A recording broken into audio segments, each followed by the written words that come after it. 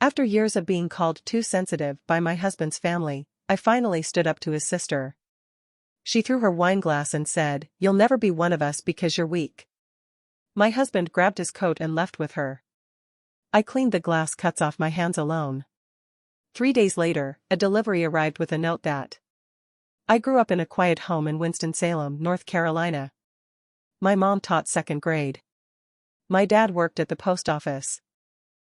We didn't yell, we didn't slam doors, and when someone hurt your feelings, you didn't make a scene. You swallowed it. Smiled through it. That's what I was taught. So when I met Mark at the county fair, I thought I'd found someone kind. He helped an old man who dropped his wallet and handed it back without even saying anything. That's the kind of thing I noticed. We ended up talking for 2 hours, sitting on a hay bale while fireworks went off in the background.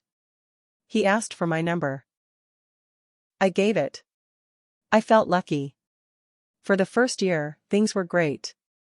He brought flowers to my apartment just because. He remembered my dog's name. He met my parents and shook my dad's hand like it meant something.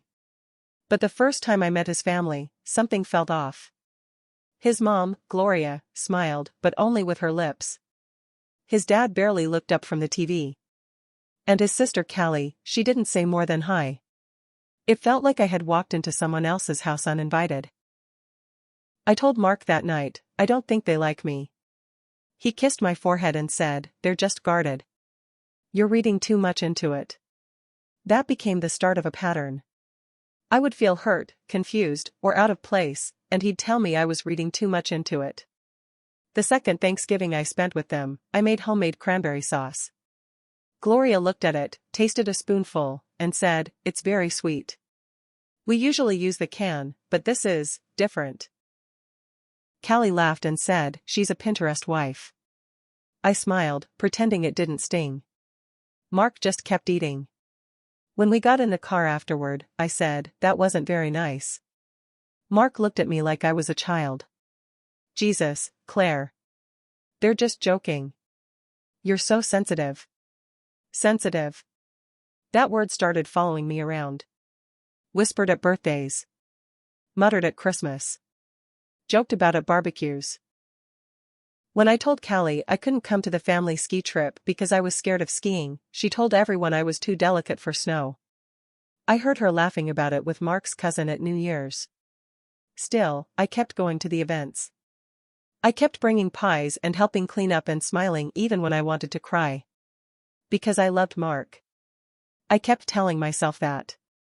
But deep down, I started to wonder if love was supposed to feel like this. Like walking on ice. Always trying not to slip. Always trying not to cry in front of him. Mark never once defended me. Not once. When I said something, he'd act like I was ruining the mood. When I cried after Callie joked about me having a breakdown because I didn't want to watch a horror movie, he sighed and left the room. We'd been married for 5 years by the time last Friday happened. I had offered to host a dinner because, for some stupid reason, I still wanted to be accepted. I had this hope that maybe if I cooked a good enough meal, or decorated the house nicely enough, they'd see me. I spent all day cleaning. I ironed napkins. I lit candles. I made everything from scratch. They arrived late, of course. Callie walked in wearing perfume strong enough to choke and said, "Wow, smells like a whole farm in here." "What is that, cloves?" Gloria handed me a bottle of wine and said, "This is for Mark. I know you don't really drink red." Dinner started okay. The food turned out well. Mark complimented the chicken. I was starting to relax. Then Callie started talking about her coworker who reported her to HR. "People are so soft," she said, swirling her wine. "You raise your voice one time and suddenly you're creating a hostile environment. God. It's like you can't even speak your mind anymore without someone crying." She turned to me and added, "Right, Claire?" I looked at her. "What does that mean?" She tilted her head. "Well, you're the expert, aren't you?" Everyone chuckled. Mark smiled. Just smiled. I stood up. My hands were shaking, but I did it. "You know what?" I said. I'm sick of this. I'm sick of being the punching bag at every family dinner. I'm not weak because I don't scream. I'm not soft because I don't throw tantrums. I feel things. That doesn't make me broken. It makes me a person. Callie stood too, wine glass in hand. You'll never be one of us, she said. You're weak. Always have been. Then she threw the glass. It hit the wall behind me and shattered. A sharp piece hit my hand and cut me open. I gasped and grabbed my hand. Blood started dripping down my wrist. Mark got up. He didn't look at me. Didn't even check if I was okay. He looked at Callie and said, "Let's go." And then he walked out with her. Left me there, bleeding, alone in my own dining room. I didn't cry. Not that night. I went to the kitchen, wrapped my hand in a towel, and cleaned up every single shard of glass. I don't know why I did. Maybe because I didn't want to sit with the mess. Maybe because I'd been cleaning up after them for 10 years. I didn't hear from him. Not the next day. Not the day after that. Then yesterday, I found a box on the front porch. It was light. No return label. Inside was the pearl necklace Mark's grandmother gave me on our wedding day. I had asked about it after we moved, and he told me he put it in a safe deposit box for safekeeping. I hadn't seen it since. There was a note on top. His handwriting. It said, "You can keep the necklace. You'll never be family, but at least you'll look the part."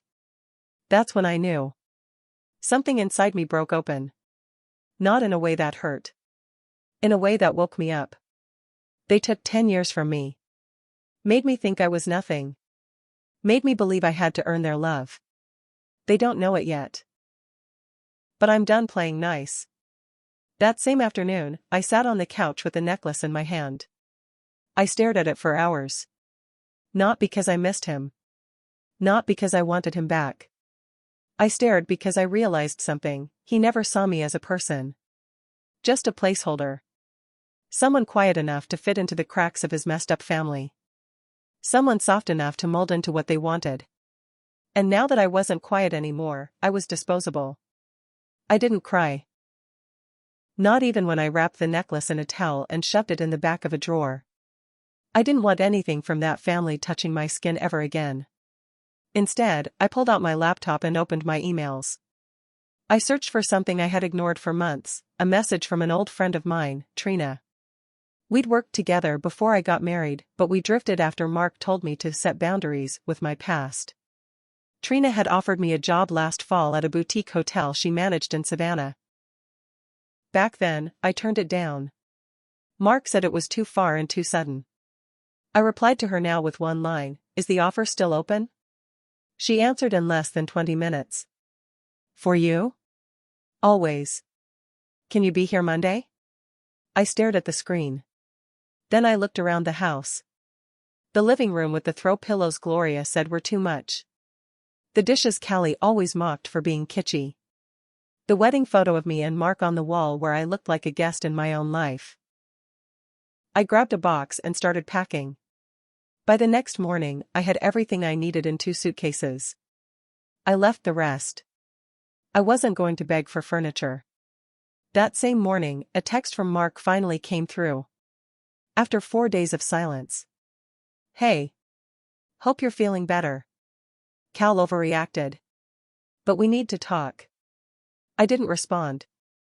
A few hours later, another one: "Look, I know things got heated. I'll swing by later to pick up my stuff." His stuff? It hit me then. He didn't just walk out that night. He'd left. Moved in with his sister, maybe even his parents.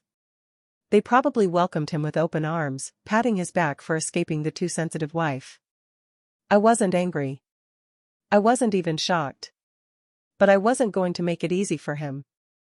I boxed up everything he left behind: suits, ties, shoes, the shaving kit I bought him for our 2nd anniversary, and left it all on the porch with a note that said, "Take what you want. The rest is going to Goodwill tomorrow." Then I got in my car and drove to Savannah. Trina met me outside the hotel. She didn't ask questions. just hugged me hard and handed me a room key. "Stay as long as you need. We'll figure it out," she said. That night, I lay on clean sheets in a quiet room and slept through the night for the first time in years. The next day, I went downstairs to the front desk where Trina was helping a guest. She waved me over and said, "I want you to meet someone." It was a man in his mid-40s, maybe early 50s. Sharp suit.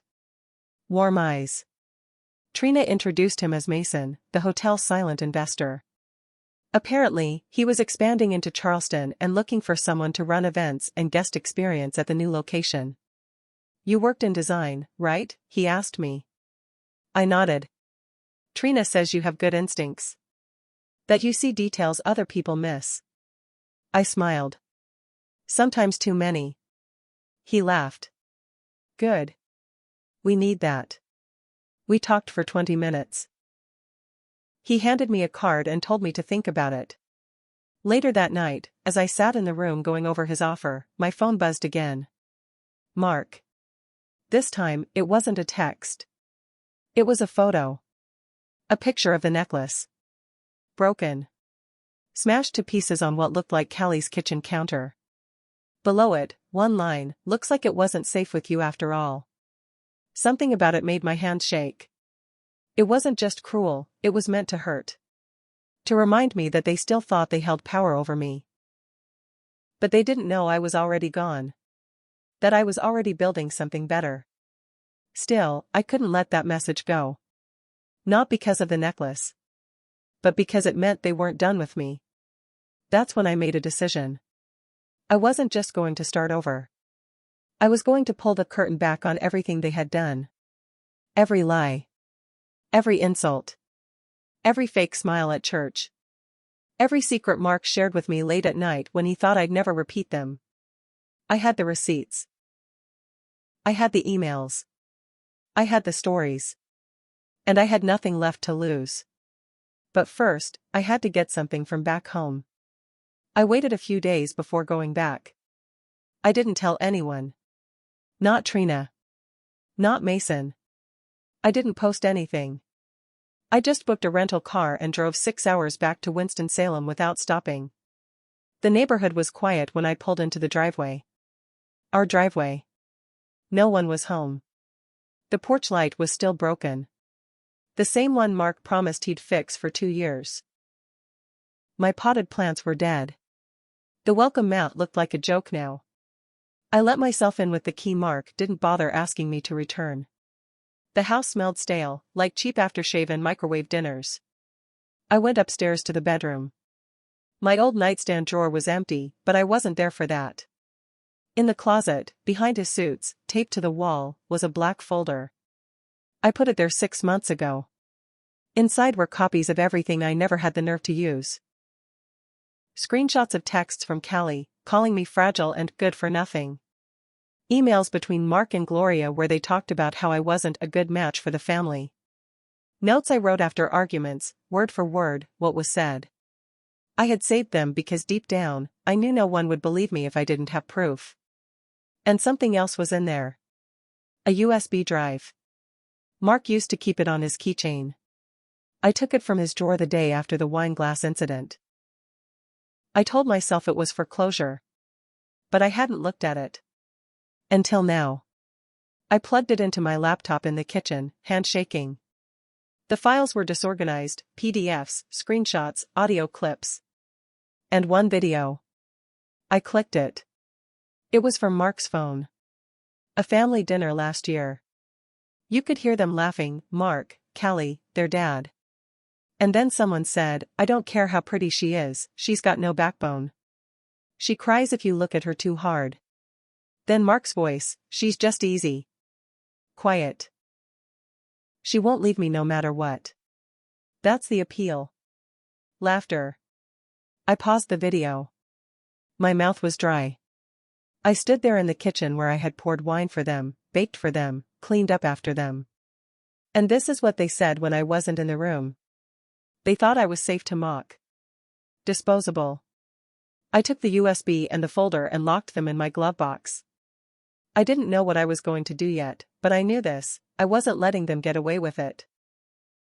On my way out, I stopped by the hallway closet. I grabbed the small fireproof box where we kept joint paperwork, car titles, tax returns, insurance. I was about to shut the lid when I saw something I didn't expect. A letter. From a woman named Emily Barnes. Addressed to Mark. Postmarked from Charlotte, 3 months ago. My hands went cold. I opened it. It was short. Just a few lines.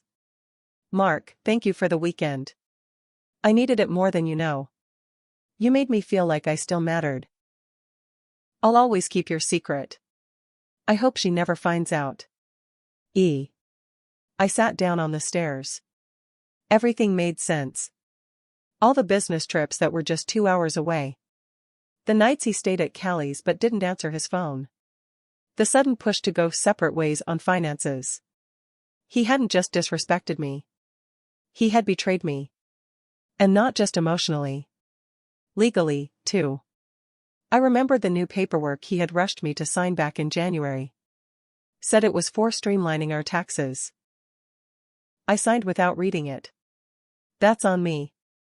Now I wondered what was really in those papers. I made one more stop before leaving town. At the office of a lawyer my cousin once used during her divorce.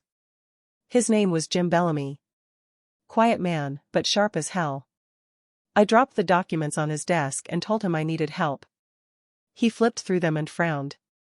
You signed over full rights to the joint investment account. And looks like your name was quietly removed from the house deed too. Did you know that? I shook my head. He leaned back. This wasn't clumsy. This was planned. I nodded.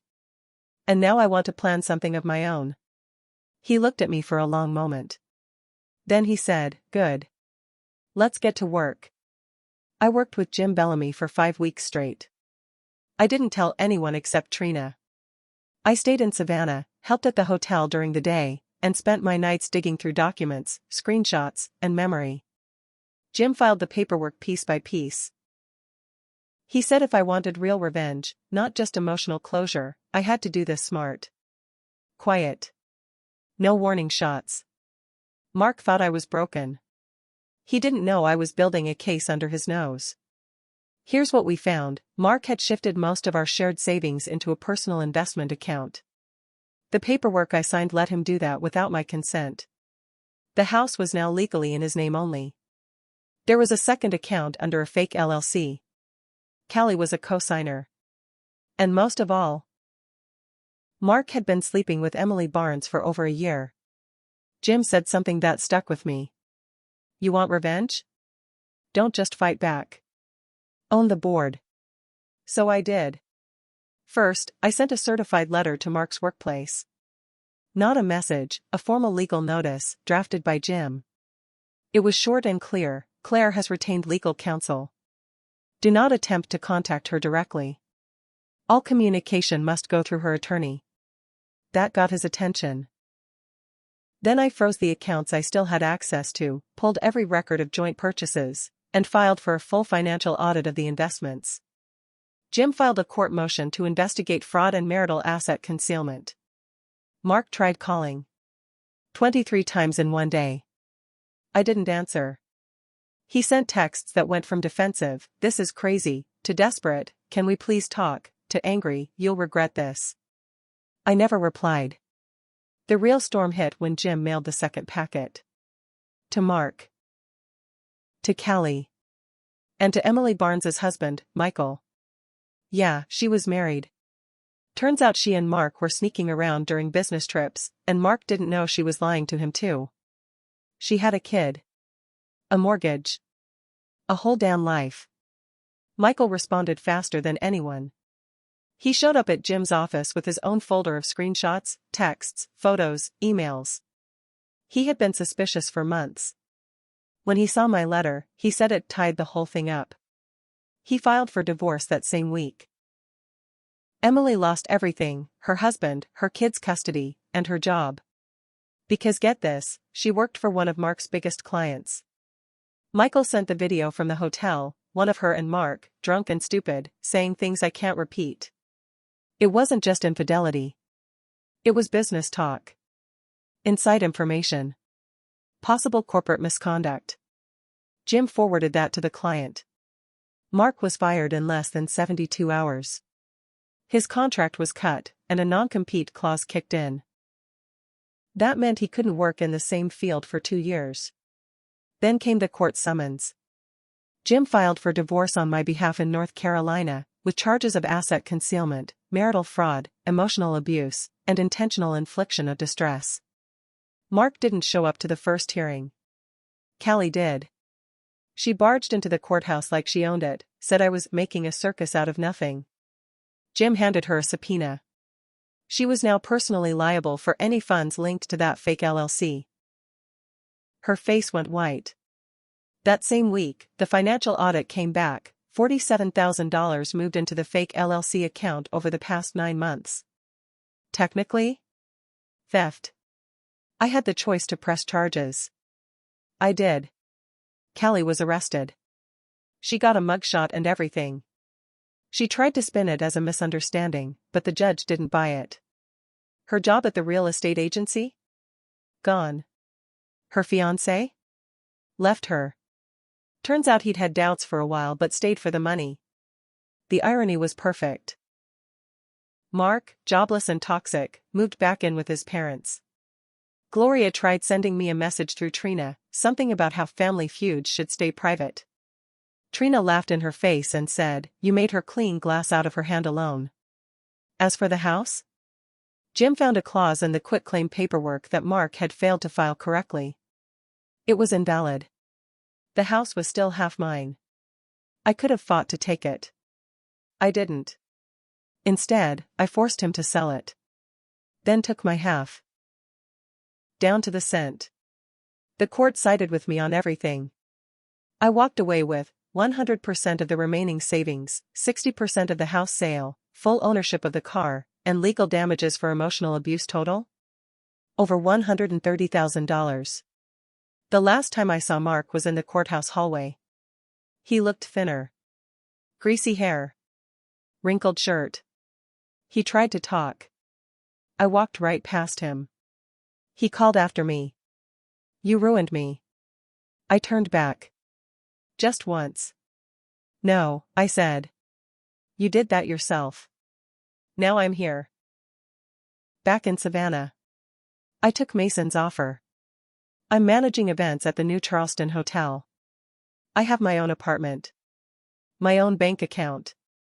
My own name, now back on every legal document. I don't check Mark's social media, but someone told me he's doing gig work out of his car. Gloria moved to Florida. Callie's trial is next month. Sometimes I still flinch when I hear glass break. But I no longer cry when someone tells me I'm too sensitive. Because I'm not weak. I'm not fragile. I just needed the right moment to remind them that quiet doesn't mean powerless. And now? Now I own my silence.